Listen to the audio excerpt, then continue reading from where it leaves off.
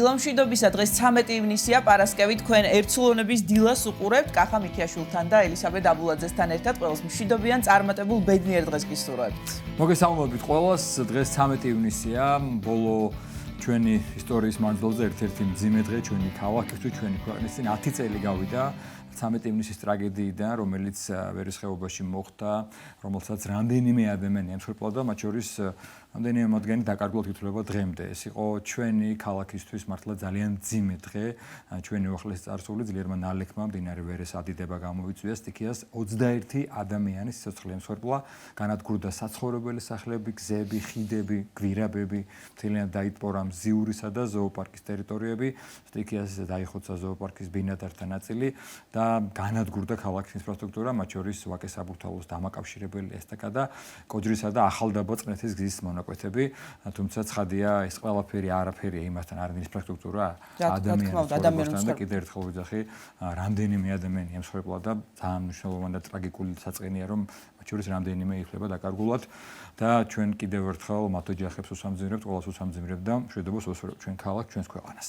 უერთდები შენ სიტყვებს, კახა, რა თქმა უნდა, მართლა ძალიან მძიმე დღე იყო და ერთგვარად იყო, ყველა იძახდა მე, სხვათა შორის ამ ტრაგიკულმა მოვლენებმა გამოიწვია თუ გახსოვს საოცარი გაერთიანება ნამდვილად და ჩვენ ნახეთ რა ხდებოდა მზიურში. ბავშვები, სკოლის მოსწავლეები, სტუდენტები, ყველა ასაკის, ყველა პროფესიის, ყველა ეროვნების სასულიერო პირები, ეკლესია ცხადია, ეს კვირა დღე იყო მახსოვს და წირვისწვენი პირდაპირ მივიდა პატრიარქი, კარგად მახსოვს ეს ფაქტიც, პირდაპირ წირვიდანვე მანამდე სტექაროსნები გააგზავნა, მე მახსოვს მაშინ დაცვის წევრებისგან რომ გაუშვა მანამდე და წირვა მორჩათ, იმიტომ რომ წირვაზე შეიტყო, ყველამ დილას მოხდა, დილას გავიგეთ ყველამ და მაგრამ ერთგვარად სამწუხარო არა ეს ფაქტი იყო მიზეზი ამისა, მაგრამ საოცარი კონსოლიდაცია, გაერთიანება და მე მახსოვს ზიურში დავდიოდით, აი თითქოს ჯაჭვით გავუზარმაზა და ღერებს, ფიჩხებს აი ესე ეხმარებოდა ერთად შეეძლო და ფოტოშორის ბევრი ცხედარი სწორედ ხალხმა აღმოაჩინა და მოკლედ სამწუხარო რომ ესეთი ფაქტებია საჭირო რომ გავერთიანდეთ, მაგრამ ვერც მშვიდობა გქონდა. ნამდვილად იყო დიდი ერთიანობის მაგალითიც, მაგრამ ძალიან მძიმე დღე როგორც ვთქვით და უსამძიმრებთ კიდევ ერთხელ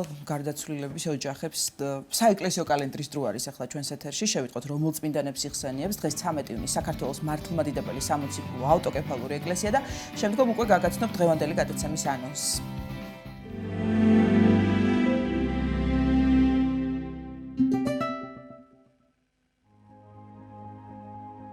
13 ივნისს წმინდა მართლმადიდებელი სამოციქულო ეკლესია მოიხსენიებს წმინდა მოციქულ ერმის 70-დაგანს, წმინდა მოწამე ერმიოსს, წმინდა მოწამე ფილოსოფოს ალექსანდრიელს. დღევანდელი დღის მფარველი წმინდანების ლოცვით და მეოხებით უფალმა დაიცვას და დაიფაროს სრულიად საქართველო. ამინ.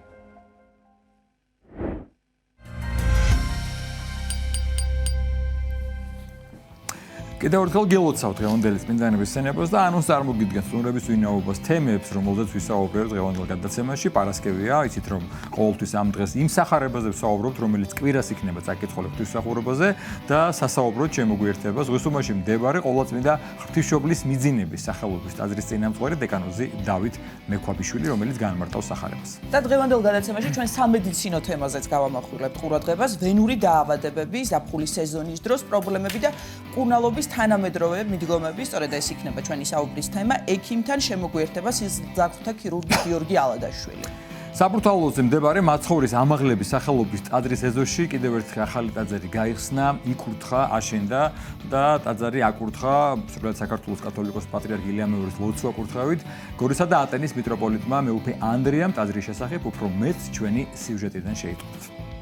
რომელსაც გადაცემის მსვლელობისას ნახავთ ნინი გელაშვილის მომზადებული სიუჟეტი იქნება. ნინი ყველგან არის. ნამდვილად. გადაცემის დასკვნით ნაწილში კი შემოგვიერთებიან ისნის წმინდა დიდმოწამე ბარბარე სახელობის ტაძრის საკვირაო სკოლასთან არსებული ანსამბლ მერგების ხელმძღვანელი მომღერალი ვასო კორნიენკო ბავშვებთან ერთად და ისინი ასევე შეგვისრულებენ მუსიკალურ ნომერსაც. აი ესეთ იქნება ჩვენი დღევანდელი გადაცემა. ასე რომ დაიწყეთ დღე ჩვენთან ერთად. მანამდე ამინდი მოვისმინოთ. ზაფხული უკვე იგრძნობა. ნამდვილად. დილიდან. მზიანი ამინდია. ვნახოთ მთელი დღე როგორი ამინდი გოლდება თბილისში და მთელ საქართველოში.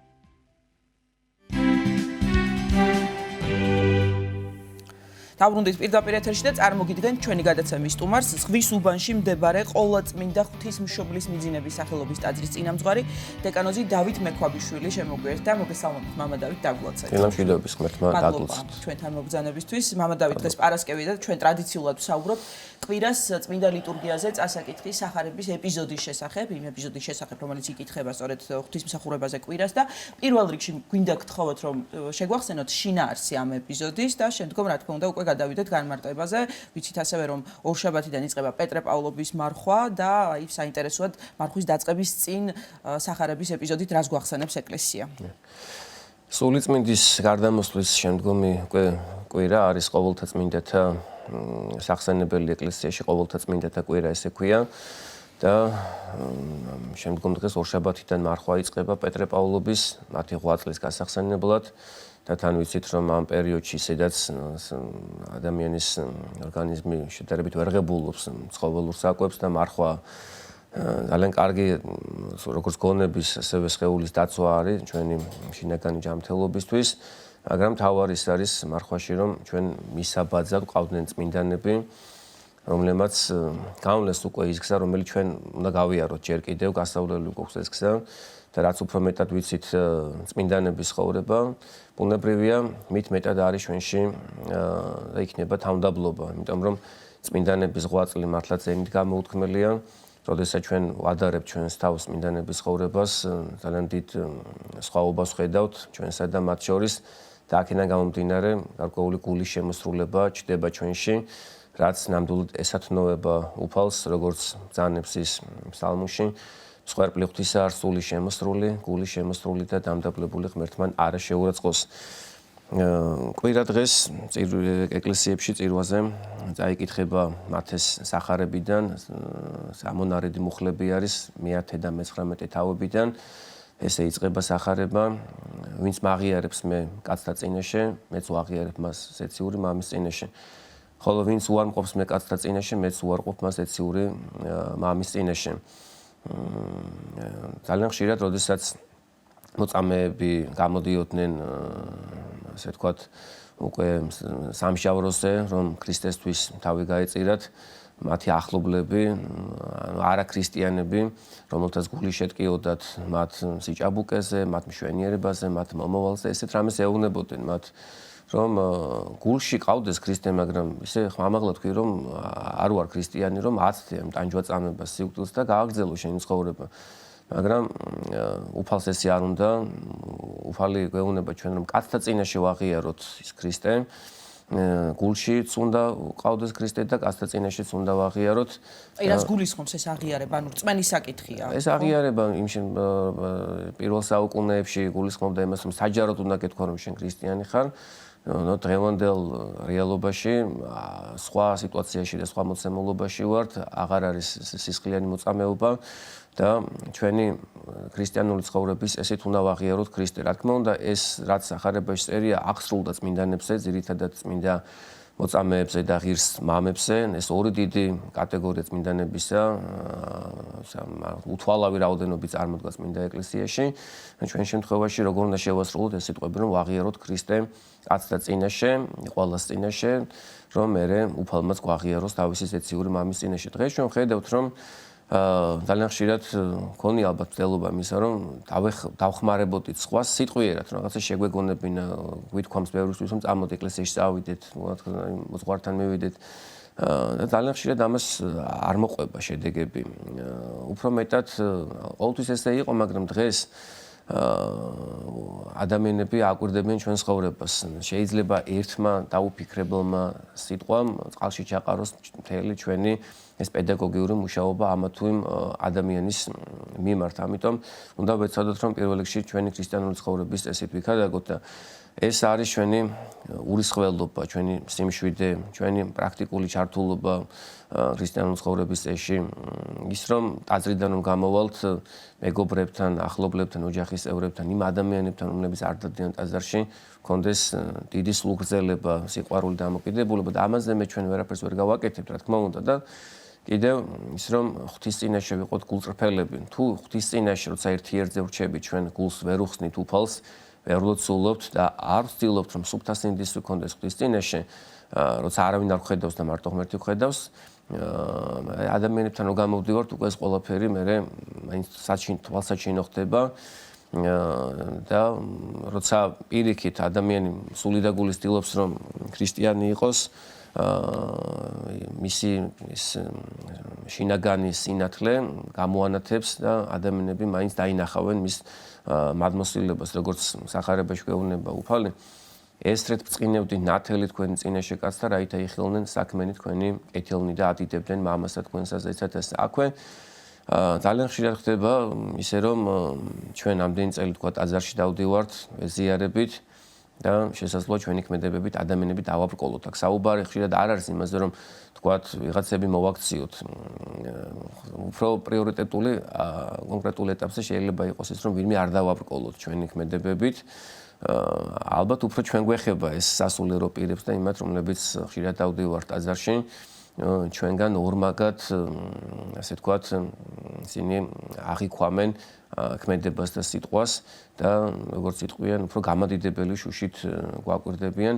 ამიტომ ძალიან ფრთხილად უნდა ვიყოთ მისთვის რომ სხვა არ დავაბრკოლოთ, რადგანაც თუ ვინმე დავაბრკოლეთ, იქნება ეს ნეფსი თუ უნებლიეთ, არ აქვს ამას თქმა უნდა მნიშვნელობა კი აქვს ეხლა თქმა უნდა, მაგრამ მაინც დაბრკოლება შესაძლოა ჩვენზე აღსრულდეს სახარების სიტყვები, რომ ვინც დააბრკოლებს ერთს ამას მცირეთაგანსა, უმჯობესია რომ ეს ისკვილის სხვა გამოიბას და სხვაში დაინთქასო და ძალიან კაცრი სასჯელი არის, ასე თქვათ, იმ ადამიანებს, რომლებიც სხვას დააბრკოლებენ. პირიქით უნდა ვეცადოთ, რომ სხვას გზა გაუკვალოთ და 21 საუკუნეში, რა თქმა უნდა, დღეს ყველაზე რთული არის ქრისტეს აღიარება. რაღაცნაირად ხედაღამ იმაზე ვიფიქროთ, როგორ ჯერ პირველ რიგში ჩვენ დავიმკვიდროთ ქრისტე გულში და მერე როგორ ვიქადაგოთ ქრისტე. მეც მართლა ხედაღამ ამაზე ვფიქრობ, მაგრამ ჯერ ძალიან ბევრი გვაკლია იქამდე რომ ეს ყველაფერი შევასრულოთ, მაგრამ ის რომ ჩვენ ამ გზაზე დავდგეთ და ვდგავართ, ეს რა თქმა უნდა ძალიან კარგი არის და უფალი ამას ხედავს, ამას გაითვალისწინებს და ფრიად შეგვეწევა. უფალს ჩვენგან არ უნდა ნეიტრალური დამოკიდებულება, ხო? მე ხა ან აღიარებ, ან არ აღიარებ, ხო? ან ისე რომ შეიძლება გულში მყავდეს ქრისტე და არ ვაღიარო. თქვათ არც აღსარება ჩავაბარო, არც ვეზიარო, არც პირჯვარი გადავისახო, არც გულზე ჯვარი ავიკიდო, არც ჩაცმის კულტურა მქონდეს ქრისტიანული და ასე შემდეგ და ასე შემდეგ. მაგრამ ეს ყველაფერი იქნება დიდი ტყუილი. შინაგანსა და გარეგან შორის პირდაპირი კავშირი არის. თქმა უნდა, ხე ნაყოფით იცნობა, მაგრამ იმ ხეს თავისი ფოთოლი, ფურცელიც უნდა ქონდეს და ეს გარეგნული ღვაწლი, გარეგნული რაღაც შესახედაობა ბუნებრივია ქრისტიანს უნდა ქონდეს, რაც ასე ვთქვათ, იქნება ერთგვარი ქადაგება საზოგადოებაში, რომ ის ქრისტიანია და ქრისტიანობა ისევ არსებობს და ისევ ცოცხლობს ამა თუ იმ ადამიანში. უფალი გვეუბნება გამოცხადების წიგნში, რომ შენ არც ცხელი ხარ, არც ცივი ხარ, შენ ხარ ნელთბილი, ამიტომ მეგულები შენი ამოთხევა ჩემი პირისაგან. უნდა ვეცადოთ, რომ გულმხურვალები ვიყოთ, დუღარები ვიყოთ სარწმუნოებაში და სწორედ აი ამ გზას გავყვეთ. აი ეს სახარების ეს სიტყვები, რომ ვინც მაღიარებს კაცთა წინაშე, მეც ვაღიარებ მას ეციური მამის წინაშე და ვინც არ მაღიარებს, მე არ ვაღიარებ მას. მსგავსი არის სიტყვები, სადაც უფალი გვეუბნება, რომ თუ აპატიებთ სხვას, მეც გაპატიებ თქვენ, თუ არ აპატიებთ, მეც არ გაპატიებთ. ძალიან ხშირად იმას ამბობენ, რომ მე არ შემიძლია ვაპატიო იმას. პირდაპირ მაშინ ესე მოდის πასუხი ღმერთიდან, თუ შენ არ აპატიებ, მეც არ გაპატიებ შენ. როგორც გინდა რომ მოგექცნენ შენ, ისე უნდა მოეცეს. შინაარსის თხრობა რომ გავაგრძელოთ, მაგრამ ბოდიში გიხდით რომ მე მგონი ჩემი შეკითხვით გაგაწყვეტინეთ შინაარსის. კი, აი გავაგრძელოთ და შემდგომი. დაბრკოლება თუ არ ჩაგეთვლება. აი არ ვიცი ვიკითხე. შემდგომი მუხლები უკვე სახარების ესე გრძელდება. რომელსა უყვარდეს მამაი, ანუ დედაი, უფრო ის შემსა, იგი არ არ შემდა ღირს. რომელსა უყვარდეს ზე, ანუ ასული უფრო ის შემსა, იგი არ არ შემდა ღირს. აი მოყვასის სიყვარული უნდა გახდეს წინაპირობა იმისა, რომ ჩვენ შევიძინოთ და შევიმოსოთ ღვთის სიყვარული, გადავიდეთ ღმერთის სიყვარულზე. თუ ჩვენ მხოლოდ ამაზე დავპაუზდებით და მხოლოდ ახლობლები გვეყარება, ამითი ჩვენ ვერ გავხდებით ჭეშმარიტი ქრისტიანები. ფარისეულებიც ესე არაკეთებენ, უფალი გვეუბნება წარმართების ისინი თავიანთ მოყვარებს, თავიანთ ახლობლებს ყვარობენ, უყვართ, მაგრამ არ შეუძლიათ სხვების სიყვარული. ქრისტეს სიყვარული იმას ნიშნავს, რომ შენ მტერიც ისე გიყვარდეს, როგორც საკუთარი შვილი, როგორც საკუთარი დედა. ეს არის უკვე სახარებისეული სიყვარული და არა თქვათ შვენიერი და დაცემული ბუნებიდან მომდინარე სიყვარული. დაცემულმა ბუნებამ და ზოგადად სოდვამ ჩვენ გაგვაცალმტვერა სიყვარულში, ესე შეიძლება ითქვას და დაგვიტოვა მხოლოდ ეს ახლობლების და ანგარებიანი სიყვარული, აი ვინც შენ პატივს გცემს, რომ ის გიყვარდეს მხოლოდ და მხოლოდ. მაგრამ უფალი გვეუბნება, რომ მტერიც უნდა გიყვარდეს. კი, აი ესეთი სიყვარული თქვენ ვერ გახდებით ჩემი ღირსი. და კიდევ ერთი რამ უნდა ვიცოდეთ, რომ გასაგებია, რომ დიდი ინვესტიცია ჩვენი ცხოვრებისეულ უნდა ჩაუდოთ საყვარელ ადამიანებში, შვილებში, მშობლებში, მეგობრებში და ასე შემდეგ და მათთან ერთად დრო უნდა გავატაროთ, მაგრამ არ უნდა დაგვავიწყდეს ღმერთთან ურთიერთობა და მასთან ერთად დროის გატარება ლოცვაში, ღვთისმსახურებაში, იმიტომ რომ მიწიერი ცხოვრების დატოვების შემდეგ ვინ გვაძლევს საუკუნო ცხოვრების აღქმას? მხოლოდ და მხოლოდ ქრისტე მაცხოვარი, რომელმაც ჩვენთვის თავი გაწირა და უდიდესი სიყვარული დაგვანახა. და თუ ჩვენ ვეცდებით, რომ ქრისტე ყველაზე მეტად გვიყვარდეს, როგორც მომავალში ჩვენ ისევ და ისევ გამაერთიანებელი და სუფევის მომცემი, როგორც ამ ცხოვრებაში, ისე იმ ცხოვრებაში, რა თქმა უნდა, ეს კარგი იქნება. ქრისტეს გარეშე ერთობასაც ვერ შევინარჩუნებთ. რაღაც დროებითი იქნება ჩვენი ერთობა და მიწიერი ცხოვრების დატოვების შემდეგ ჩვენი ერთობა გაწყდება, მაგრამ თუ გვექნება ქრისტესთან ერთობა, პარალელურ ცხოვრებაშიც ერთად ვიქნებით და ძალიან ხშირად ისე ხდება ხოლმე, რომ უფალი გვეუბნება ერთს და ჩვენ შვილებს ვეუბნებით განსხვავებულს.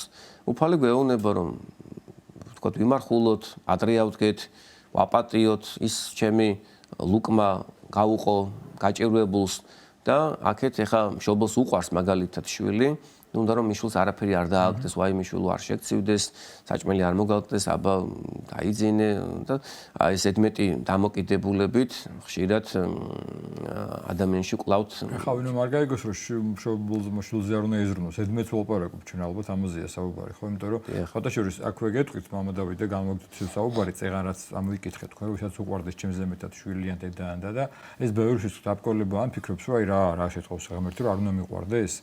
თორე ღმერთს ჩვენ გვეყარება თუ არა ღმერთს ამით ვერც მოვაკლებდა, ვერც შევუმატებთ ვერაფერს. ის სრული სიცავსეა და ჩვენით ვერ შევუმატებთ. ჩვენთვის არის და ალბათ ამაზეც მე როცა ჩათვლით საჭიროთ ესეც განმარტოთ რა იგულისხმება კონკრეტულად ამაში. რა თქმა უნდა, უფალი პირიქით გვეუბნება, ეხა 10 მცნება გვაქვს ჩვენ მოცემული და 10 მცნებიდან პირველი 4 მცნება არის ურთიერთობა, დამოკიდებულება ღმერთთან მიმართებაში როგორ უნდა გქონდეს და შემდგომი 6 მცნება არის ადამიანებთან მიმართებაში და აქედან პირველი არის მშობლების პატივისცემის მცნება.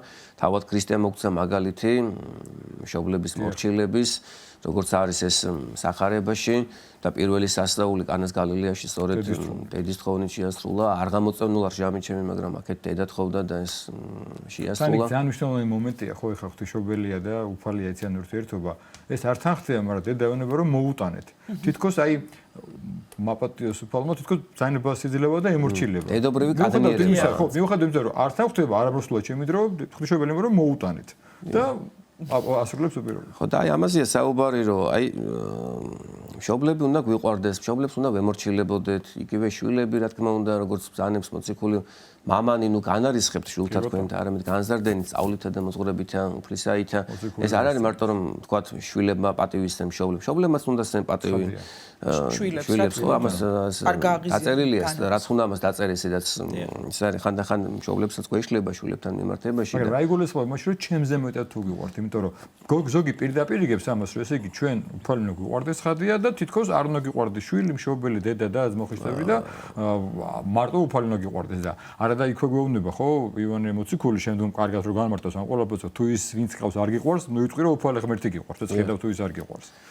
ხო, ანუ ჩვენ ყველამ საკუთარ თავში უნდა ჩავიხედოთ. ეხა ეს სიყვარული ვის როგორი გვაქვს, ეხა აი მაგალითად ჩემი სიყვარული როგორია ქრისტეს მიმართ და მშობლების და შვილების მიმართ, თვითონმა ადამიანს თვითონ და განსაზღვროს საკუთარ თავში. ეს არის უხილავი პროცესი და არის რაღაც მომენტებიც ხან ცხოვრებაში, რომ ის მშობელის და შვილის უნდა დატოვო. და უნდა გაიქცე ღმერთისკენ მაგალითად არის მაგალითად რაღაც არის ახლა ღვთისმსახურება მაგალითად ახლა კვირაში ერთი დღე გვაქვს ეს დადგენილი ვთქვათ მინიმუმი ესეც თუ არ დავესწარი წირვა-ლოცვას ეს არის აი აპარატზე შეერთებული რო არის ადამიანები. აი ერთგვარად მამა დავით ეს ციგულისხმება ამაში სწორედ ეს მინდოდა მეკითხა რომ როცა უფალი ბრძანებს ამას რომ ჩემზე მეტად არ უნდა გიყვართ თუ დგას ესე ციგულისხმება თუ არა რომ ერთი დღე როა კვირა წირვის ან ერთი დღე გვაქვს რომ მივხვდეთ ღვთისმსახურებაში იყო რომ ამ დროს ნუ იწვი იმას რომ შვილის და დედის გამო დავრჩი. ხო ეს ერთი და ის ციგულისხმება და ის ლოცვა ის დამოკიდებულება გნება ღვთისახელით სიკეთეს კეთება და აი ამ საქმეებში გულისხმება თუ არა ეს რაღაც ერთი გამოვლენა ესენი არის ახლა რაღაცა მცირე თუ დეტალებში ვლინდება უკვე ჩვენი დამოკიდებულება ანუ საქმეზე რომ მიდგება აი თქვათ მივდივარ სამარტვილოს ანუ ქრისტესთვის თავი გავწირო და 100,000 მოწამე ყავს 6,000 გარაჯელი ბერი ყავს დავით და კონსტანტინე არჩილ უარსაბი შუშანიკი ქეთევანი გრიგოლ ფერაძე თევდორე მგდელი და ამათ უკან ოჯახები იდგნენ დედები მამები შვილები მაგრამ თუ რო ვთქვათ რომ ამის გამო არ მეწამე ხო არა გვაქვს ვთქვათ უნდა გავზარდო უნდა ვასწავლო რომ დგება რაღაც მომენტები შენ ცხოვრებაში რომ აი ესეთი არჩევანი უნდა გააკეთო და ეს უნდა დაინახოს შენმა ახლობლებმა რომ ამითი შენ ხადაგებ უკვე ქრისტეს იყვანს და იმას რაც ამ სახარებაში არის რომ ჩემზე მეტად არ გიყვარდეთ და ალბათ ერთი რაღაც გვაუწდება ესე ცირეთ მორწმუნეების ბრალია რომ თუ მაცხოვარი გეუბნება ამას რომ ჩემზე მეტად არ უნდა გიყვარდეს ვინც შექმნა მეც ვინც შექმნა ჩემი ოჯახი ჩემი შვილი ვისგანაც არის გაჩენილი მერტიდან არის მერტმა მაჩუკანდა მადლიერი არ თუ მე ღმერთს აი მე მინდა რომ ღმერთს სიყვარული ამით გამოხატო და იგივე დავუშვათ კვირას მივედი თუ სადღაც წავედი ეხლა როგორ შეიძლება რომ ღმერთი უპატრონოდ დამიტოვებს მე იმათ ვისაც მე მგონია რომ ვიზრუნავ აი ალექსი შუშანიას ცხოვრებაში არის რაღაცა ორჭაფობდა ნაბიჯის გადადგმას მე ვინ მიხედავს შენი მამისა და აი დღეს რო გარდაიცვალო მაშინ ვინ მიხედავს ღმერთი მოდი მაშინ შენს მოგწი ღმერთის წინაშე შენ ბერობა ხო ეს არის ამ წუთის სოფლისთვის სიკვდილი და მე ისე მოხდა რომ მისი ოჯახის წევრები მგონი ყველა სასულიერო პირები მონაზვნებია მონაზნობა კიდევ სხვა საფეხურია ვთქვათ მაგრამ ყველასგან ამას ხომ არ ითხოვს უფალი ვთქვათ რომ დღეს როგორ არის ისაც რა შეგვიძლია ალბათ ხო ისე გამოვხატავთ ვახსენეთ ორი კატეგორია წმინდანების ძირითადად ყოველთა წმინდათა კვირა როდესაც არის აი სახარება რომელიც იკითხება ეკლესიებში ამ ორი კატეგორიის წმინდანებს ეძღვნება ერთი ეს მოწამეობა და მეორე უკვე ღირსეული ცხოვრება, ანუ ღირსი მამობა და ღირსი დედობა. და დღეს როგორც ვთქვით, ანუ აღარ არის ეს მონასტრების ავსე ბერებით, აღარ არის ღვიმელობა, ის მესვეტეობა, განდეგილობა, აღარ არის, აღარც მოწამეობა აღარ არის იმ ფორმით, რა ფორმებითაც იყო წინა საუკუნეებში. და დღეს თუ ადამიანი ცხოვრობს ეკლესიურად, ამ ეკლესიურ ცხოვრებაში თუ მართლა მიყვება სახარების ხმას ესე იგი თანამედროვე ადამიანი თავისი ცხოვრების ესით არის წინასწარმეტყველის ის მოციქულიც და ყველა ამ ღვაწლს საკუთარ თავში შემოიკრიბავს, იმიტომ რომ დღეს ესე როგორც არასდროს გართულდა ლოცვა. კი, რა თქმა უნდა, არის ლოცვის წიგნების პირად ვიცით ლოცვები, მაგრამ ძალიან ხშირად მეც ისე ვარ, რომ აი თუ ერთი 5 ჯერ არ თქვი ერთ ეგეო ლოცვა, ძალიან მიჭირს ყურადღების მოკრება, ძალიან მიჭირს. აი მამაოჩვენოს ლოცვა, ხო, ყველა მიცით, მაგრამ აი ერთხელ წარმოთქვით, ვერ მოხდა ისე, ხო, რაღაც სულიერი ფერისვალება ჩვენში ვერ გავედით ისე ღმერთთან კონტაქტზე. მე მეორეჯერ ისე უნდა, მესამეჯერ, მეოთხეჯერ და ასე შემდეგ. აი ბიბლიაში არის რომ სამჯერ ლოცვის მაგალითს გვაძლევს, თქვა წმინდა წერილი, იგივე ქრისტე გეციმანის ბაღში სამჯერ ერთ და იგივე ლოცვა თქვა. პავლე მოციქული სამჯერ შეევედრა ქრისტეს განსაცდელის არიდებას და მე შემდეგ მიიღო პავლემ პასუხი და ასე შემდეგ, მაგრამ დღეს ეს სამიც აღარ ყოფნის უკვე და დღეს ძალიან ბევრი საცდური არის ჩვენს გარშემო, ეს ვირტუალური სამყარო შემოიჭრა ჩვენს ცხოვრებაში და როცა ერთად ვართ, მაშინაც შეიძლება ერთად არ ვიყოთ და რაღაცა სხვაგან ვიყოთ გასულები, როცა ღმერთთან ვართ, მაშინაც ვერ ვართ ღმერთთან. ჯერ ადროს ვატარებთ ახლა ღმერთთან წირვა-ლოცვა ძალიან ცოტა ხანი გრძელდება და ჩვენი პირადი ლოცვაც არ არის ხა იმდენი ხანი, ხო, 20-25 წუთი, მაგრამ ამ დროსაც ინტენსიურად შეიძლება 1 წუთიც არ ვიყოთ დაკავშირებული ღმერთთან და აი ეს არის დღეს ყველაზე მეტად გართულებული და თუ ჩვენ ამას შევძლებთ რომ ეს ხანგრძლივობა გავზარდოთ ჩვენი ლოცვის და ჩვენი ღვთისმსახურების და ჩვენი შინაგანი მეცნიერების ჩვენ სახარებას ვკითხულობთ ქრისტესთან ურთიერთობის მაშინ რა თქმა უნდა ეს იქნება ყველაზე დიდი ღვაწლი ჩვენს ცხოვრებაში და რა თქმა უნდა ჩვენს ქრისტიანობას განსაზღვრავს ჩვენი ურთიერთობა მოყვასთან, ნუ ღმერთთან და მოყვასთან. და აი როგორც იყო არის აღნიშნულ სახარებაში ვინც არ აიღებს ჯვარს და არ გამომყვება, იგი არ არის ჩემი ღირსი. დღეს იმას ვაკვირდები, რომ განსაკუთრებით გვიჭირს ჯვრის აღება. პასუხისმგებლობის აღება. ეს არ არის მარტო ის, რომ მე ვთქვათ, ეკლესიაში სიარული დავიწყო. ჯვრის აღება არის ვთქვათ, ოჯახთან მიმართებაში, იგივე საკუთარ თავთან მიმართებაში. დღეს სამწუხაროდ აღარ იქნება ისეთი სიმრავლით ოჯახები, რომ ვაკვირდები. ახალგაზრდობა, რომელიც ჩემს გარშემო არის, ძალიან ხშირად ვეუბნები, რომ აშვები, არ ხოვდები, ცოლი არ მოყავს და დღეს ეს ძალიან გვჭირდება, რომ წინა საუკუნეებში, როცა 1000-ობით, 10000-ობით ბერები იყვნენ მონასტრებში და ქართველიერი ყველანაირად მრავლდებოდა, დღეს სამწუხაროდ ამაში მოვიკოჭლებთ და გვახსოვდეს პავლე მოციქულის სიტყვები, რომ ქალი ცხონდება შვილების გაჩენით, თქვათ, რომ ის ქალის დიდი წარმატება არის, რომ ის დედა გახდეს. ყველა ჩვენთაგანი პოტენციურად დედები და მამები ვართ, ხო? მამაკაცსა და დედაკაცსა შექმნა ღმერთმა ადამიანი. ამას უნდა მივაქციოთ ყურადღება, რომ ჩვენ კარგი ოჯახები ვყავდეს. ერთ-ერთი დიდი წარმატება ქრისტიანებისთვის არის ის, რომ კარგი ოჯახი ყავდეს მას, კარგი მეუღლე იყოს, კარგი ცოლი იყოს, კარგი შვილი იყოს და ასე შემდეგ. იგივე პასუხისმგებლობის აღება ქრისტიანულ ცხოვრებასთან დაკავშირებით, ხო? ყველაზე მთავარი რაც არის, ესე ამბობენ ხოლმე, მე ნაზიარები ვარ. და ამით მთავრდება. ერთხელ ვარ ნაზიარები ცხოვრებაში და აღდგომას ეზიარა და საკმაოდ. ან თქვა სახარება წაკითხული მაქვს. და თითქოს რომანი გადაიკითხა. 51 წელზე წავედი ალბათ უკვე და ჯერ სად ვარ, ეხლა ფიქრობ ჯერ არც დამიწყია სახარების კითხვა. ძალიან ღრმა არის სახარება და წმინდა წერილი. და ეს არის ჯვრის აღება, რომ ზიარებით ვიცხოვროთ, იმიტომ რომ ჩვენ ვიცით სახარებიდან, რომ ქრისტესთან უამრავი ადამიანი იყო და როგორც კი დაიწყო ქრისტემ ქადაგება ზიარების შესახებ, იქვე წერია, რომ მრავალნი მოწაფეთა მისთაგანი უკუიქცეს და მოციქულებს ეკითხება თქვენს ხوار გინდა წასვლა. ცოტა რთულია ხო, რა თქმა უნდა, ეხლა რომ ჩვენში დაცემული ბუნება, რაღაცა 1000 გვარი მისწრაფებები არის, რომ ეს ყველაფერი მე გავწიო გვერდზე, ჩემი ეგოისტობა, ჩემი სივრცეები, ჩემი კომფორტის ზონა და დავიწყო ცხოვრება ისე, როგორც უფალი მეუნება. აიღე შენი ჯვარი და გამომყევი მე.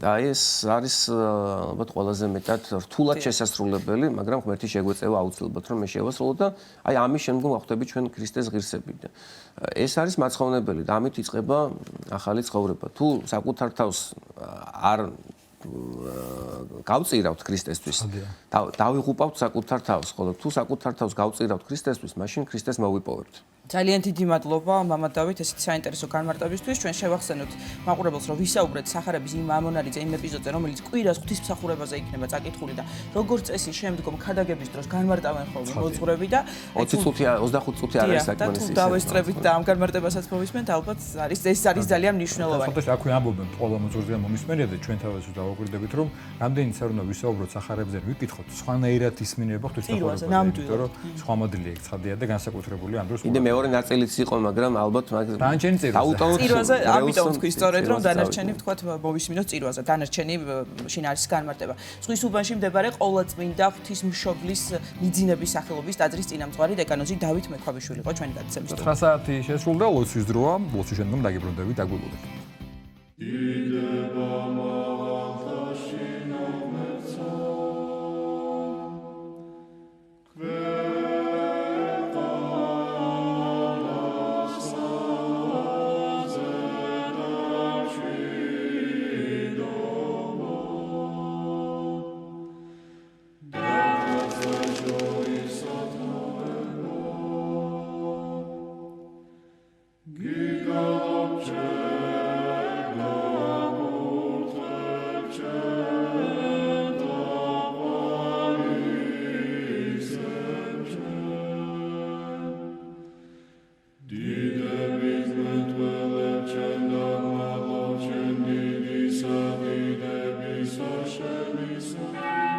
ჩვენო, რომელი ხარ ცათაშინა, წმინდა იყავ სახელი შენი, მოვედინ სუფევა შენი, იყავ ნება შენი, ვით არცა ცათაშინა, ეგრეცა ქვეყანასა ზედა, პური ჩვენი არსობისა, მომეც ჩვენ დღეს და მომიტევენ ჩვენ თანანადებნი ჩვენი, ვით არცა ჩვენ მიუტევებთ თანამდებთა მათ ჩვენთა. და ნუ შემიყანებ ჩვენ განსაცდელსა, არამედ მიხსნენ ჩვენ ბოროტისაგან. რამე თუ შენი არს სუფევა, ძალი და დიდება, მამისა, დაძისა და წმინდისა სულისა, აცდა მარადის და უკუნითი უკუნისამდე. ამინ. მიწყალე მე ღმერთო, დიდითა წყალობითა შენითა და მრავლითა მოწყალებითა შენითა ახოცე უჯულოებაი ჩემი. უფროს განბანე მე უჯულოებისა ჩემისაგან და ცოდვათა ჩემთაგან გამწმინდე მე. რამე თუ უჯულოებაი ჩემი მე უწყი და ცოდვაი ჩემი წინაშე ჩემსა არს მარადის. შენ მხოლოსა შეგწოდე და ბოროტი შენ წინაშე ვყავ. რათა განმართლე სიტყვათაგან შენთა და ზლოს ჯასა შენსა. რამე თუ ესე რა უჯულოებათა შინა მიუდგა და ცოდვათა შინა მშამე დედამან ჩემო. რამე თუ ესე რა ჭეშმარიტება შეიყვარე, უჩინონი და დაფარონი სიბნისა შენისანი გამომიცხადენ მე. მას ხორო მე უსუბითა და განწმინდე მე. განბანო მე და უფროს თოვლისა განსპეტაკნე. მას მინო მე გალობაი და სიხარული და იხარებნე ძვალნი დამდაბლებულნი. გარე მიაქციე პირი შენი ცოდვათა ჩემთაგან და ყოველი უჯულოებაი ჩემნი ახოცე. გული წმინდა დაბადე ჩემთანა ღმერთო და სული წრფელი განმიახლე გვამსა ჩემსა. ნუ განმაგდებ მე პირისა შენისაგან და სულსა წმინდასა შენსა ნუ მიმიღებ ჩემგან.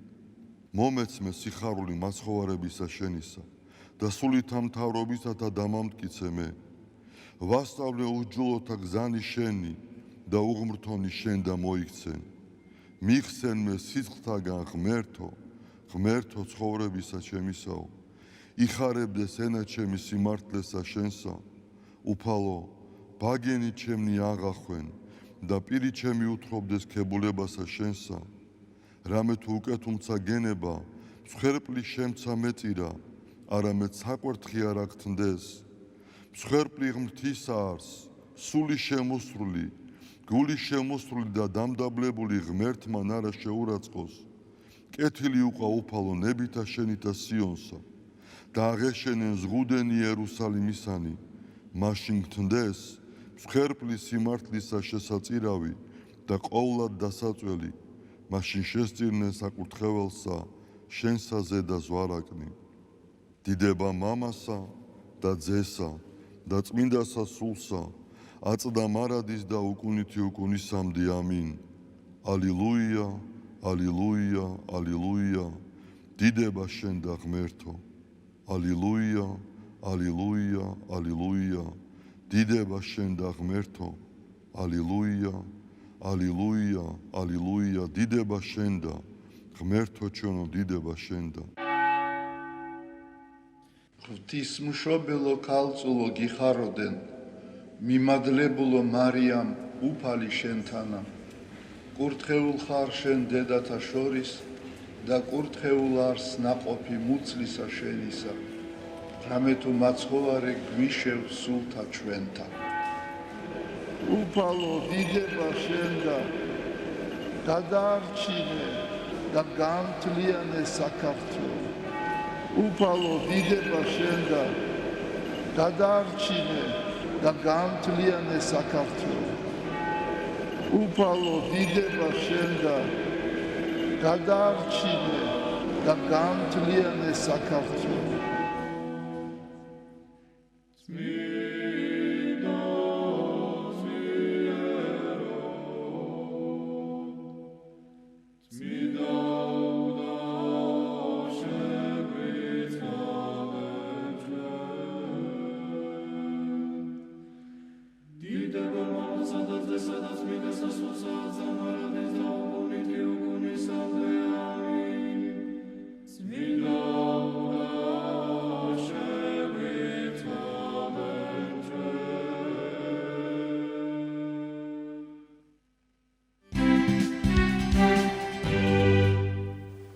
მოგესალმებით ყველას კიდევ ერთხელ და გადაცემას სამედიცინო თემით განვაგრძობთ. ვენური დაავადებები, საფხულის სეზონის დროს პრობლემები და მკურნალობის თანამედროვე მიდგომები. სწორედ ამ თემაზე ვისაუბრეთ სტუმართან ერთად. შემოგვიერთდა სისხლძარღვთა ქირურგი ბატონი გიორგი ალადაშვილი. მოგესალმებით ბატონო. მოგესალმებით. დიდი მადლობა ჩვენთან მობრძანებისთვის. დიდი მადლობა თქვენ სტუდიაში მოწვევისთვის. ელისაბედი რამდენიმე დღის დაბრუნებულია მოგზაურობიდან, დარწმუნებულია ბევრი იარა. ელისაბედს მოგზაურებს და არა მარტო მათ, ალბათ ძალიან დაინტერესებთ ან ხა ესეთი პერიოდი გაზაფხული, ზაფხული საკმაოდ დაცხა და აი ამ პრობლემებმა, რაც ვენურ დაავადებებთან არის დაკავშირებული, უფრო მეტად იჩინა თავი და თავდაპირველად რომ გაგვიმარტოთ, ზოგადად რას მოიცავს ვენური დაავადებები, აი ეს თქვა ქვემო კიდურების ქრონიკული ვენური დაავადებები, რას გულისხმობს და რითი ვლინდება? გეთანხმებით, ზაფხულის სეზონის დადგომასთან ერთად ვენური პრობლემები იმატებს და ეს ასოცირდება გარემოს ტემპერატურის მომატებასთან. ანუ სიცხე უარყოფით გავლენას ახდენს ვენურ უკმარისობაზე, ვენურ ჰემოდინამიკაზე, ესე ვიტყოდ. ალბათ განსაკუთრებით მათთვის რაც უხებს და ეს პრობლემა აქვს, ხო? მათ კიდევ უფრო დისკომფორტს ექმნის თუ არ აქვს ამას არსებითი მნიშვნელობა? არსებითი მნიშვნელობა არ აქვს კლინიკურ გამოხატულებას, ვინაიდან შეიძლება ვენური უკმარისობა ჩამოყალიბებული იყოს გარეგნული ნიშნების გარეშე და არ ქონდეს მანიფესტირებული. შეიძლება ქონდეს უკვე გამოხატული გარეგნული ნიშნები ვარიკოზული ვენების სახით და მათ კლინიკური მიმდინარეობა უფრო მეტად მანიფესტირდება და უფრო მწვავედ აი რა არის ეს ნიშნები, რითიც შეიძლება ჩვენ შევატყოთ, რომ რაღაცა ამ კუთხით პრობლემაა და საჭიროა პროფესიონალს მიმართოთ? დიახ, წევან ვახსენე და ვიტყვი, ვენური უკმარისობა არსებობს გარეგნული ნიშნების გარეშე, როცა არ არის ვენური ქსელი გაძლიერებული და სუბუქი ფორმა გამოხატულების არის ფეხების სიმძიმე, დაღლილობა და შემდგომში დღის ბოლოს შეშუპება. გარეგნული ნიშნები უფრო რთულ ფორმაშია გამოხატული და ეს აისახება იმაში, რომ უფრო მწვავედ მიმდინარეობს დაავადება. და რაც თქვით, ცხელ სეზონზე უფრო მეტად მანიფესტირდება, უფრო მეტად პროგრესირებს დაავადება და კლინიკური გამოხატულება უფრო მეტია, ასე ვთქვათ. მათ შორის კოსმეტიკური დეფექტიც ვთქვათ, ეს ქსელური გამოსახულება თავისთავად გაძლიერებული ვენური ქსელი, გარდა იმისა, რომ კლინიკურად ჩივილებს იწვევს, კოსმეტიკურად აისახება ახალგაზრდა ქალბატონებს და ნებისმიერ ასაკში არასასიამო გამოვლინებად ფეხებზე. ხოლ ქალბატონებში თუ მამაკაცებსაც აქვთ ეს პრობლემა? ალბათ აქვთ, ხო? მამაკაცებსაც აქვთ თავისთავად ეს პრობლემა, მაგრამ სტატისტიკურად სამჯერ უფრო მეტია ქალბატონებში გამოვლინება ვენური უკმარისობის და ვარიკოზული დაავადების. დიახ, არიან ადამიანები, რომლებსაც უჭირს ხოლმე თუ რაღაც ძალიან ისეთი არ ხდება უკიდურესი ექიმთან მისვლა. მე მინდა მათ უთხრათ და ზოგადად ყველას, აი დავუშვათ რაღაც პირველადი შენიშვნა, თქვენ ბძანით, ხო ეს? პირველად გნებავთ ვიზუალურად, გნებავთ ისე და შეიძლება ვთქვათ, რომ არაფერი გადავდოთ. რა სირთულეები შეიძლება გამოიწვიოს თუ დროულად არ მიმართავთ ექიმს და რა გართულებები ისეთი, რამაც შეიძლება უკვე მე ძალიან მძიმე შედეგები დაგვიყენოს ჯანმრთელობის. ძალიან კარგი კითხვა. კატეგორია სოციალური ფენის ვიზუალურად არ აწუხებს ეს ვენები გარეგნულად ექნება თუ არა. მაგრამ რეალურად ვარიკოზულად გაგანიერებული ვენები კანისთვის არის ტრავმა. კანზე ტრავმა არის ინდივიდუალური, კანის სტრუქტურაზე და ზოგადად გენეტიკაზეა დამოკიდებული. ერთი და იგივე ზომის ვარიკოზული ვენები კონკრეტული პაციენტისთვის იყოს შეიძლება საკმაოდ გართულებული სახით კანის პიგმენტაციით და შემდგომ გართულებულ შემთხვევაში უკვე წყლულის სტადიაში გადასვლით, მეორე პაციენტისთვის კანი მეტად ამტანი იყოს და მისთვის ძალიან ესეთი მსუბუქი ფორმით გადაიაროს. ყველა შემთხვევაში ნაადრევი დიაგნოსტიკა არის საწინდარი იმისი, რომ დროულად მისი მოწესრიგება მედიკამენტოზურად იქნება თუ სხვა აგრესიული ჩარევით, კარგ შედეგს იძლევა და პროგნოზი უკეთესია. ანუ ჩვენ პროგრესირებას ვაჩერებთ, ვამცირებთ კლინიკურ სიმპტომებს. ვენური უკმარისობის მორჩენა შეუძლებელია. ისე რომ ვუმკურნალოთ ვენურ უკმარისობას და მათ შორის ქირურგიული ჩარევითაც? მათ შორის ქირურგიული ჩარევითაც. ანუ ეს პრობლემა შეიძლება განმეორდეს, ანუ რეციდივი მოხდეს. ეგეც თავისთავად იგულისხმება ამ ნათქვამში, მაგრამ ნახეთ პატარა ჩანართს გავაკეთებ. 0 სტადიიდან მე-6 სტადიამდე არსებობს ვენური უკმარისობა. 0 სტადია გარეგნული ნიშნების გარეშე. მე-6 სტადია უკვე რთული ფორმა არის, როდესაც ტროფიული ფორმაში გადადის და წყლული ვითარდება. ეს თავისთავად ყველა ეტაპზე გულისხმობს მკურნალობას. თქვათ ვარიკოზული ვენები, როდესაც არის შეშუპებითი ფორმა, უმკურნალეთ ენდოვენური ლაზერული აბლაცია არსებობს თანამედროვე მეთოდი, რომელთაც ამბულატორიული ქირურგია და არის ღია ქირურგია. ყველა შემთხვევაში ჩვენ ვარიკოზული ვენების კორექციას ვახდენთ, ვაცილებთ იმ უარყოფით გავლენას, რომელიც კანზე მოდის, მაგრამ ვენური უკმარისობა არ ქრება. პირობითად პატარა ვენური ქსელი ან რაღაც დონეზე ვენური უკმარისობა მაინც რჩება. აბსოლუტურად განკურნებადი ვენური უკმარისობა არ არსებობს. ქირურგიული ჩარევით თუ მედიკამენტური თერაპიით ჩვენ ვამცირებთ სტადიურობას და კლინიკურ სიმპტომებს ვამცირებთ, ვაუმჯობესებთ მდგომარეობას.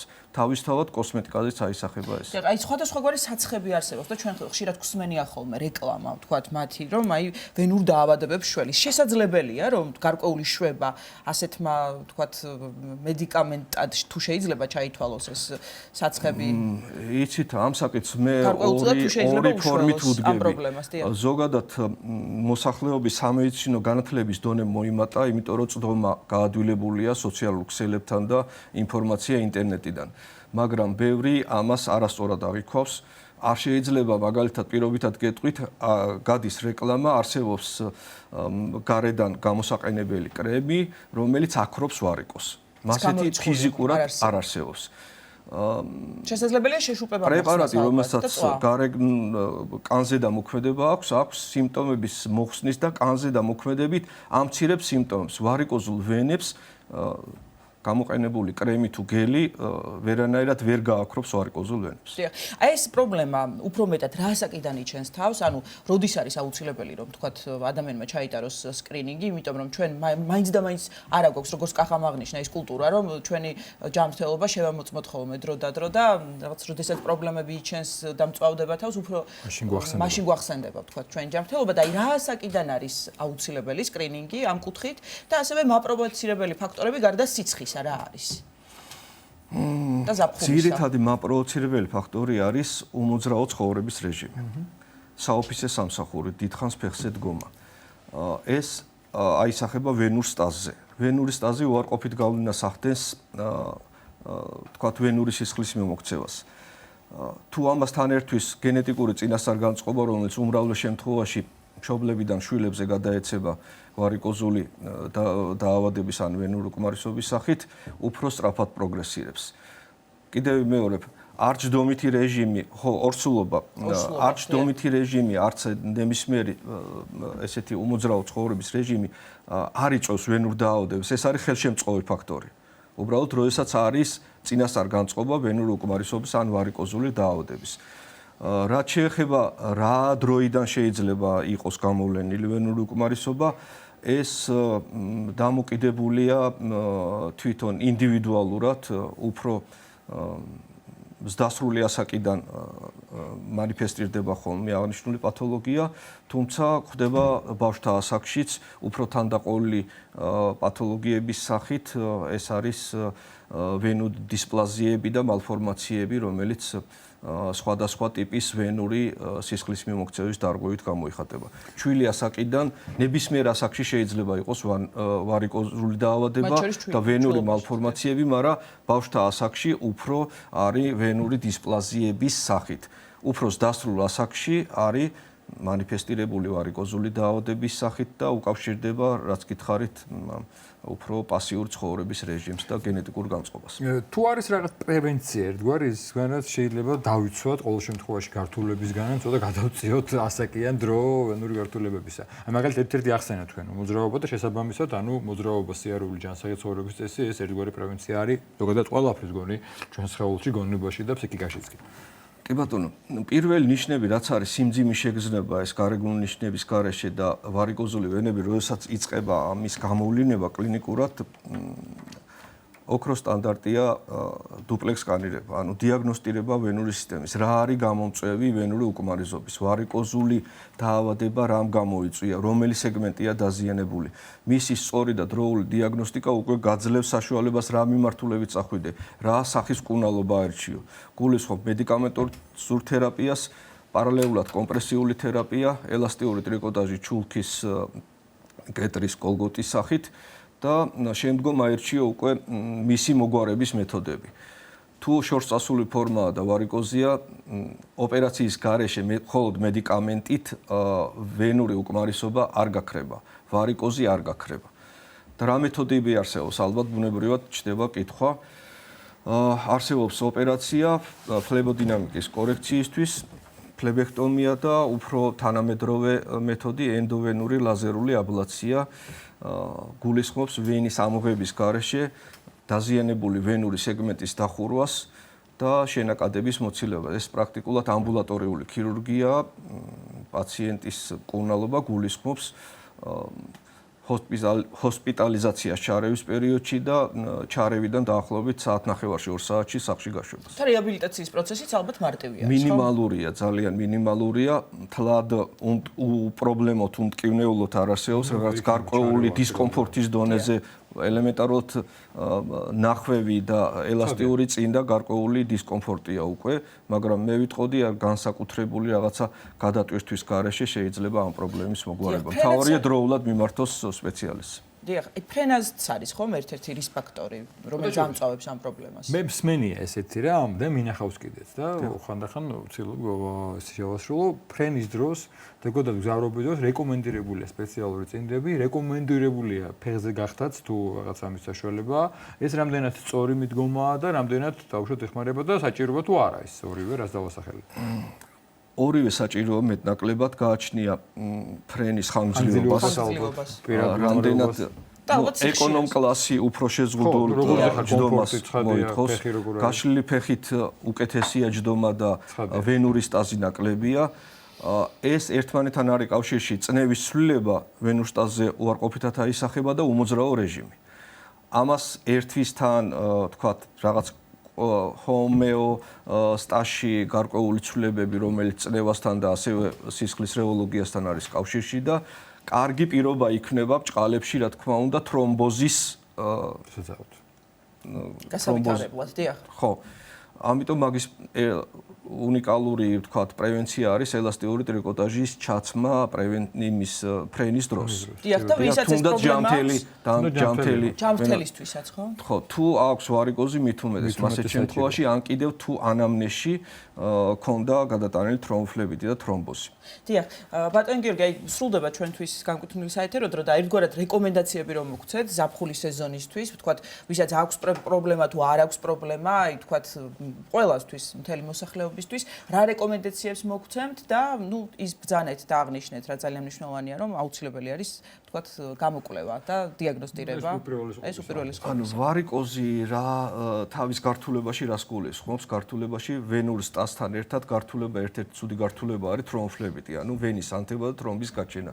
მისი პრევენცია არის აქტიური ცხოვრების რეჟიმი, დეჰიდრატაციისგან დაცვა, ანუ სითხის ჭარბი რაოდენობით მიღება, ფიზიკური აქტივობა და თუ არის რაიმე ფორმით გამწვავებული ან კიდევ გამოვლენილი კლინიკურად, რომელიც მანამდე არ ქონია სხვა გრილ სეზონთან შედარებით, დროულად ჩაიტარონ გამოკვლევა, რომ ხშირად ექიმსაც უჭირს ვიზუალურად დათვალიერებით და გასაუბრებით პაციენტთან სწორი დიაგნოზის დასმა და სწორი მიმართულების მიცემა. ამისთვის არსებობს დუპლექს კარიერება, ეხოსკოპია, რომელიც იძლევა საშუალებას კონკრეტულად მიზეზი დადგინდეს და მკურნალობა სწორი იყოს. ვისაც საერთოდ ჩივილი არ აქვს, მაინც უნდა შეიმოწმოს, თქვათ, და მივიდეს ექიმთან? არანაირად არ აწუხებს, არც სიმძიმე აწუხებს, არც თქვათ, წვარ. არა, რა თქმა უნდა, თუ ჩივილი არ არის, ზოგადი რეკომენდაცია არის აქტიური ცხოვრების რეჟიმი, ფიზიკური აქტივობა არის ჯამთელი ფეხების გარანტია, ასე ვთქვათ. და წყლის მაც ყოფილა მნიშვნელოვანი. ძალიან დიდი მადლობა. ერთ-ერთი მნიშვნელოვანი ფაქტორი. უღრმესი მადლობა. უღრმესი მადლობა სისხლძარღვთა ქირურგი ბატონი გიორგი ალადაშვილი იყო ჩვენი გადაცემის სტუმარი. და ვაგრძელებთ გადაცემა სასიამოვნო სიუჟეტით საბურთალოზე მდებარე მაცხოვრის ამაღლების სახელობის ტაძრის ეზოში კიდევ ერთი ახალი ეკლესია აშენდა, გამშვენდა და იკურთხა და სრულიად საქართველოს კათოლიკოს პატრიარქ ილია მეორის ლოცვა კურთხევით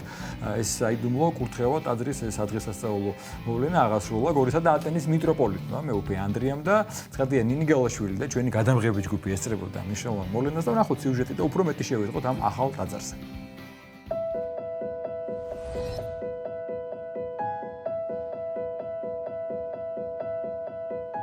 ტაძრის აშენების იდეა იბადება იქ, სადაც საჭიროება ჩნდება ტაძრის აშენებისა, მინდა გითხრათ. შეიძლება ამ პასუხმა გაკვირვებას გამოიწვიოს, იმიტომ რომ ერთი ტაძარი რო უკვე არსებობს, მეორე რაღაც საჭიროა და მოგახსენებთ ამის შესახებ. მაცხოვრის ამაღლების ტაძარი 1999 წელს იკურთხა. ძალიან დიდი მრევლი დაგროვდა. მოგეხსენებათ, ეს ისეთი ადგილია, საბურთალოს პანთეონის მთავარი შესასვლელი, აქ ძალიან ბევრი ცნობილი ადამიანია დაკრძალული, მაგრამ ამ შემთხვევაში აქ ცნობილს არაცნობილს დიდი მნიშვნელობა არ აქვს. ამ ტაძარმა მიიღო ესეთი დატვირთვა, რომ ძალიან ხშირად შეიძლება შეესწროთ აქ გასვენებას, წესისაგებას ტაძარში, მიცვალებულთა განსაკუთრებულ მსახურებას.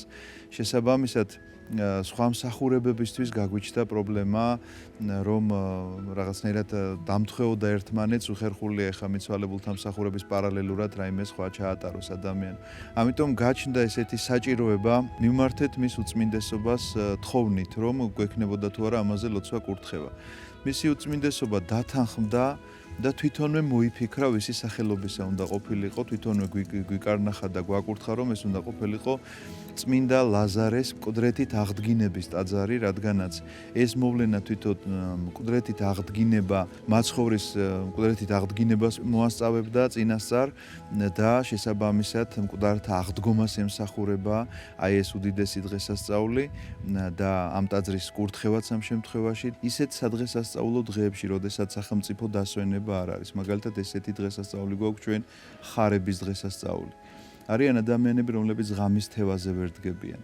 არიან ადამიანები, რომლებიც პირიქით ღამის თევა ურჩევნიათ, იმიტომ რომ სამსახურებში არიან გასაქცევი. ჩვენ ამისი საშუალება მოგვეცემა, რომ ერთ-ერთ ტაძარში დადგება ღამის თევის მსახურება, სადაც მოვლენ და დაესწრებიან ის ადამიანები, რომლებსაც მეორე დღეს სამუშაო გრაფიკი აქვთ და ვერ მოახერხებენ დილის წირვაზე მოსვლას და მეორე დილის წირვაზე დადგებიან ის ადამიანები, რომლებსაც ღამის თევა უჭირთ. პირველ რიგში მე რაც გავაკეთე ეს იყო რომ დავავალე ჩვენს სამრევლოს და მე თვითონაც დავივალე რომ დაგვეწყოთ ფსალმუნის კითხვა. ეს ფსალმუნი არის 126-ე ფსალმუნი, რომელიც ასე იწყება. თუ უფალი არ აშენებს სახლს, ცუდად შვრებიან მაშენებელნი მისნი. რაც იმას ნიშნავს, რომ თუ უფლის ნება არ არის ესა, მაშინ ესე იგი როგორც არ გინდა იშრომე, არაფერი არ გამოვა ამ საქმიდან.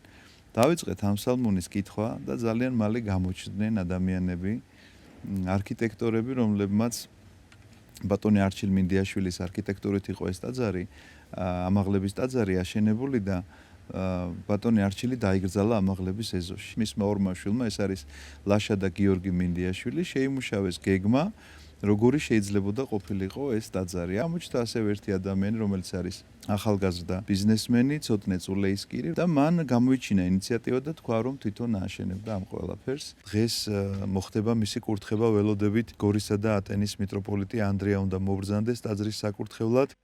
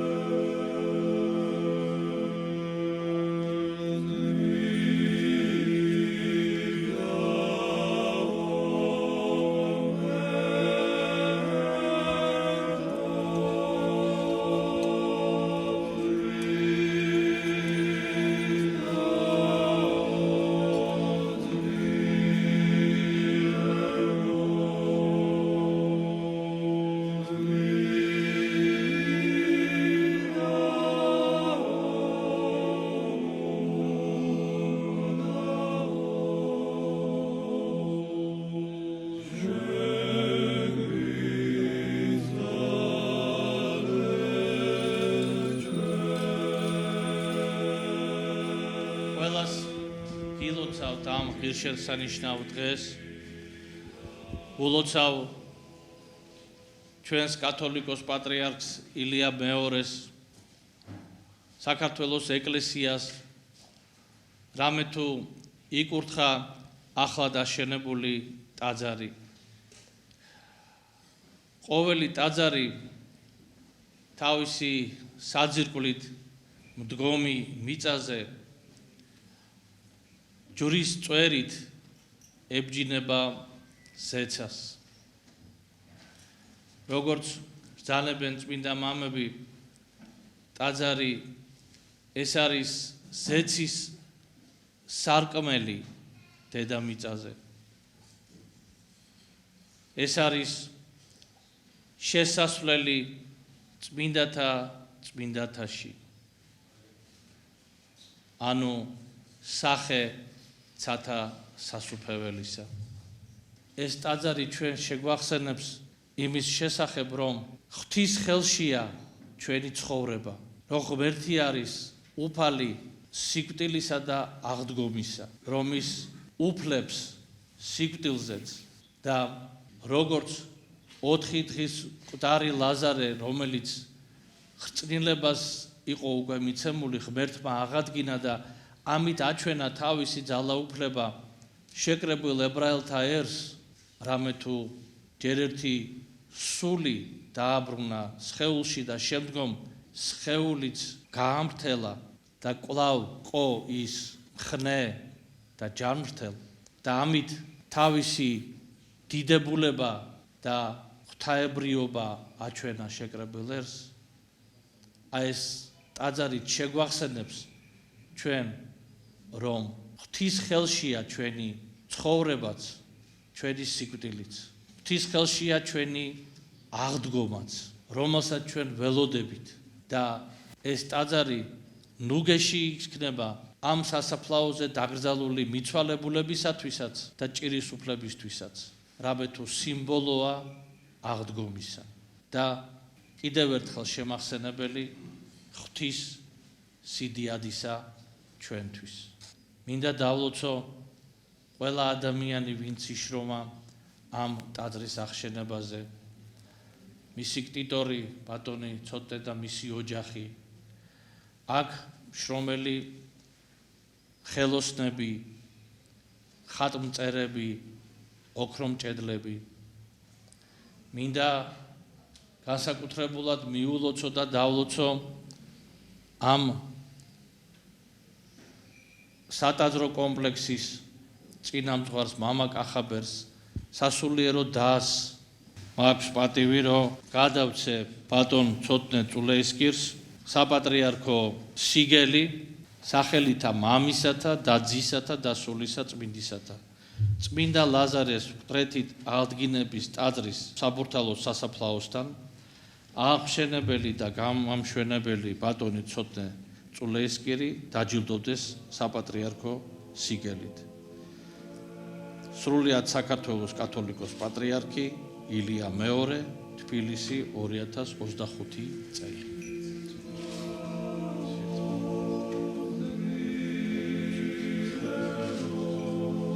მეუღლე გარდაიცვალა 7 წლის უკან და გადავწყვეტეთ, რომ მის სახელზე აგვეშენებინა ეს ტაძარი.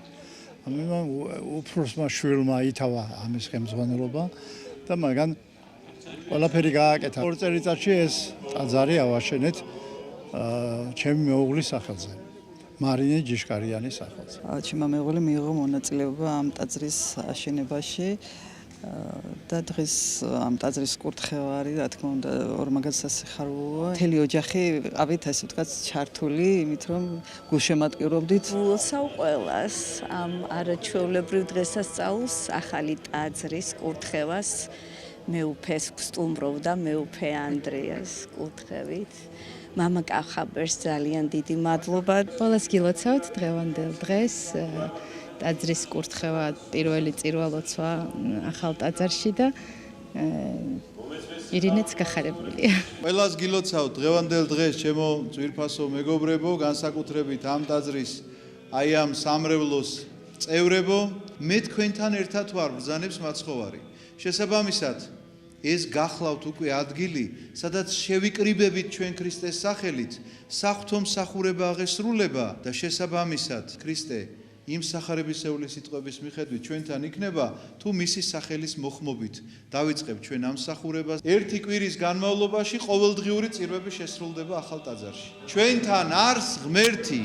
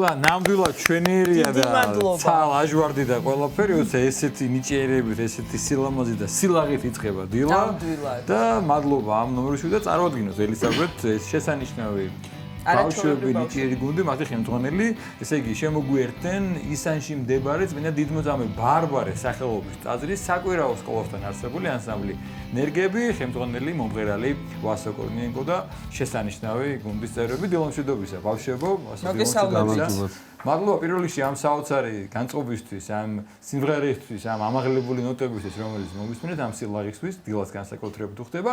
რამდენი ხანია რაც არსებობს ეს ნიჭიერი ბავშვების თავყრილობა თქვენი ხელმძღვანელობით, როგორ შეიკრიბეთ და პირველ რიგში ნერგები ძალიან მომწონს სახელი, იმიტომ რომ ნერგი რომელიც ირგობა, ვითარდება, ხეთი ქცევა, ყლორს გამოიღებს ნაყოფს და მე მგონი რომ ძალიან სიმბოლურია ეს სახელი. ამ ნერგებს ესე იგი მე-5 წელია უსხავთ წყალს. უსხავთ წყალს და იზრდებიან. მე მგონი კარგი წყალია აშკარად, შედეგი კარგია. ტაძრის წიაღში არიან ბავშვები, ყავს არაჩვეულებრივი მოძღვარი მამა გურამ ჭარელაშვილი, რომელიც ძალიან ზრუნავს რათა მომავალი თაობა განვითარდეს, ისწავლოს ფოლკლორი, ქართული გალობა და ასე შემდეგ მხატვრობა და ძალიან ბევრი წრი არის ჩვენთან.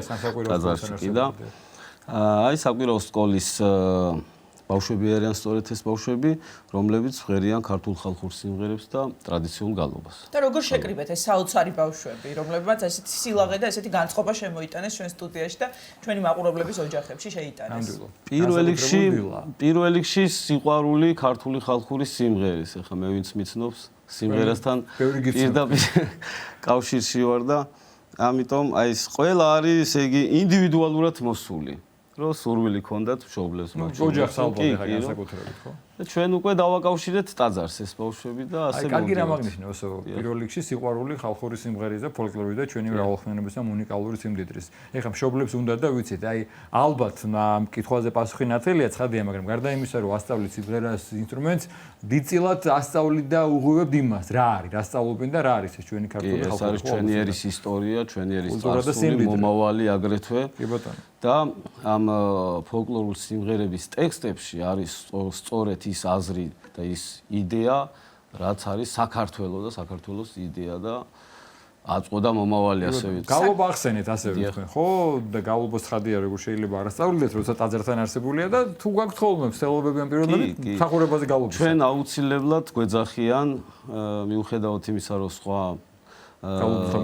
დიდი მგალობლებიც არიან ქალბატონები, კაცები, მაგრამ დღესასწაულებზე გვეძახიან და ჩვენც ვიღებთ მონაწილეობას, აღდგომას, ბარბარობას და ასე შემდეგ. რამდენი წლის არის ყველაზე პატარა? აი თქვენ ბრძანეთ რომ 5 წელი არსებობს ანსამბლი ენერგებიო და ზოგი მგონი 7 წელზე მეტის არ იქნება, ხო? კი, ძალიან პატარაობიდან დადიან. ზოგი მეტი ხანია, ზოგი ნაკლები. რას ურჩევა, რა საკიდან შეიძლება მოიყვანონ მშობლებმა, თუ ესეც ინდივიდუალური ალბათ, მაგრამ აი დაახლოებით ასაკი რა არის, ახლა დიდი გამოცდილება. ინდივიდუალურია ნამდვილად, ზოგი მღერის 2 წლიდან, ზოგი მღერის 3 წლიდან, ზოგი 10-ისა იწყებს. მაგალითად მე 12 წლისამ დავიწყე. და როგორ ხდება მიღება საინტერესო, ვისაც სურვილი გაუჩნდა? ნახეთ, პირველი კლასიდან თუ არა რომ აუცილებლად მრევლი იყოს ტაძრის და სამრევლო სკოლაში იყოს. არა, ასე ახლა ნახეთ როგორ არის ძალიან ბევრი მოხვედრილა მრევლი გამხდარა ჩვენგან. ჩვენგან დაუკავშირდა ეკლესია და აგრეთვე მე პირადად ქუჩიდან მოხვდი ეკლესიაში და შემდეგ მრევლი გავხდი და მგალობელ მომღერალი. ასევე არიან ეს ხალხიც. თქვენ რაღაც მონაცემები უნდა კონდეს ბავშვს. კი, სმენა უნდა კონდეს, სმენა უნდა კონდეს და ცოტა ხმა, მეტი არა. სრული შემადგენლობით ხართ ახლა წარმოდგენილი? არა, ეს არის მცირე შემადგენლობა. აი დილით ვინც ადგა ახლა. ვისაც დილა შევაწუხეთ ეს საოცარი ბავშვები. სალაღობო ეჩვენება და სალაჟვარდი. ისე ბევრი არიან, ძალიან ბევრი. ესენი არიან როგორც ანსამბლი ასე. ანსამბლი. თუ გაქვთ ხოლმე თქვა კონცერტები, თუ მართავს თუ აი ამაზეც რომ მოგვიყვეთ და ხომ არ გაქვთ უახლოეს ხანებში დაგეგმილი რაიმე? აი როგორც თქვენ დავგვაპატიჟეთ, ასე გვეპატიჟებიან ხოლმე ასევე ტელევიზიებიც. გვაქვს აგრეთვე ტაძრის სივრცეში საკონცერტო პატარა სივრცე, იქ ხშირად გვაქვს დამოუკიდებლობის დღეს, აი ასე დღეებში რა, აღდგომას, ახალ წელს, ხო. საფრთხო დღესასწაულებზე. დიახ, დღესასწაულებზე გამოვიდა. მოკლედ, ნელ-ნელა ხა ჩვენ ფინალისკენ უნდა წავიდე და ვინც ახლა გვიყურებს და დაინტერესდნენ და როგორ შეიძლება, ძალიან მარტივია, ძალიან ცნობილი ტაძარია, ბარბარეს ტაძარი ისენში, ისნის რაიონში და მივიდნენ და სურვილი გამოხატონ. დაანჩეს მიხედავს ბასო და როგორც სიმღერით დავიწყეთ, ჩვენ სიყვარულით დავხვდებით. თავარი ეს არის და აუცილებლად დარწმუნებული ვარ მაყურებელი ელოდება რომ სიმღერითვე დავასრულოთ. რა შეგვისურვებთ კიდევ ერთ ნომერს? ახლა შევასრულებთ ძალიან უყვართ ბავშვებს ლელა თათარაიძე და მის ერთ სიმღერას ვიმღერთ. შესანიშნავ. დიდი მადლობა წინასწარ და გისმენ და მადლობა ბავშვებს ამ საოცარი დილით. მადლობა კიდევ ერთხელ.